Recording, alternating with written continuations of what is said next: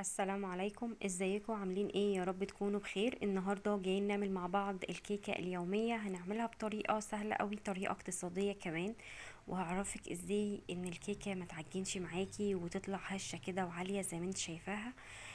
كل التفاصيل دي هتلاقيها موجودة في الفيديو. خليك كده معايا لآخر الفيديو علشان تشوفي كل التفاصيل وكل أسرار نجاح الكيكة. هنعملها بطريقة حلوة قوي. خليك كده معايا لآخر الفيديو. أول حاجة هنقول بسم الله، ومعانا كده 3 بيضات. اهم حاجة ان البيض يا جماعة يكون بره التلاجة، تكوني مطلعاه قبليها بنص ساعة علشان ما يبوظش معاكي الوصفة بتاعت الكيكة.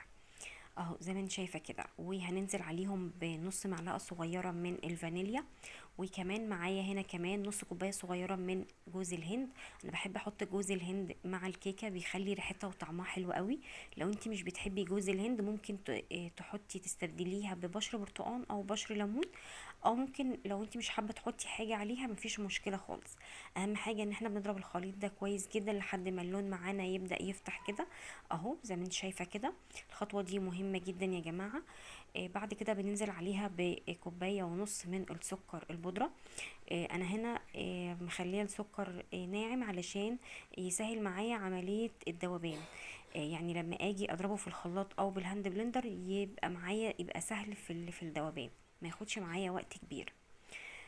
هنضربه كده ضربتين كده 3 بالهاند بلندر او بالخلاط لحد ما السكر يبدأ معانا يدوب خالص. اهو زي ما انت شايفة كده. بنكون مجهزين هنا بمعدل كوباية الا ربع من الزيت، وبنضربهم كويس جدا زي ما انت شايفة اهو. اهم حاجه كده نضربهم كويس لحد ما الزيت يدوب مع الخليط كله كده. وبننزل عليهم بقى بمعلقتين من الخل طبعا هنا مهم جدا يا جماعه. اولا بيخلي الكيكه تبقى هشه، وكمان بيحافظ على طريان الكيكه حتى لو قعدت معاكي كذا يوم.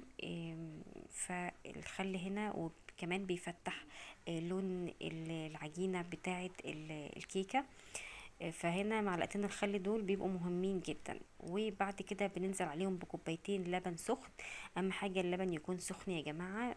وبنبدا ندوب الخليط مع بعضه كده وبنركنه على جنب لحد ما بنجهز معانا 3 كوبايات من الدقيق. انا النهارده هعمل صينيه كبيره مقاس 32، فهنحتاج هنا 3 كوبايات من الدقيق اهو زي ما انت شايفه كده. وبننزل كمان عليهم بمعلقتين من النشا ومعلقه كبيره من البيكنج باودر، وبنقلب كل المكونات كده على الخليط بتاع الكيكه اهو زي ما انت شايفه كده. طبعا احنا خلاص مش بنستخدم بقى الخلاط تاني، احنا هنبدا نستخدم المضرب اليدوي. بس انا هنا عشان بس بنزل كل الدقيق كده اللي متواجد على البوله من فوق. وبعد كده هبدأ استخدم المضرب اليدوي اهو عشان نبدأ بقى نخلط كل المكونات كده مع بعضها. وما نحاولش كمان نطلع الهواء اللي احنا دخلناه في الكيكة يا جماعة. يعني بنحاول كده على قد ما نقدر بالمضرب اليدوي كده نشتغل بيه حتى بالراحة خالص علشان ما نخرجش الهواء اللي احنا دخلناه في الكيكة في الاول خالص اهو. لحد ما بنبدأ كده نحس ان الخليط خلاص معانا بقى جاهز. بنبدأ بقى. انا بس بحاول بس كده بفتت كل الكتل بتاعة الدقيق لحد ما بصي بيديكي بقى النتيجة اللي انت شايفاها دي. بنبدأ بقى نجيب معانا هنا الصينية اللي احنا هنحط فيها الخليط بتاع الكيكة. الصينية دي كانت مقاس 34 تقريبا. يعني صينية كبيرة، يعني أكبر حاجة في الصواني عندي. أنا استخدمتها طبعا هي جرانيت، بس أنا حبيت أحط كده حتة سمنة فيها وأمشيها عليها كلها كده. وبعد كده بنزل عليها بالخليط بتاعي اهو. في التوقيت ده بتكوني طبعا مشغله الفرن على درجه حراره 170. بتكوني قبليها بس بدقيقتين 3 مسخنه الفرن، مش قبليها بفتره طويله علشان الفرن ما يبقاش سخن معاكي قوي والكيكه برضو ده اللي بيخلي الكيكه تهبط معاكي في التسويه يا جماعه، ان احنا بنكون مسخنين الفرن قبليها بكتير قوي.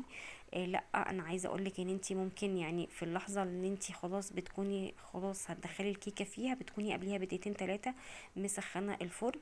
وبعد كده بنهز كده الصينيه كده، بنطلع منها بس الهواء الزايد، وبعد كده بندخلها في الفرن. بصي بقى، هي بتقعد من 30 ل 35 دقيقة في الفرن. عايزه اقولك طالعه حلوه جدا وريحتها جايبه اخر الدنيا. وعايزه اقولك بقى مستويه كده وهشه.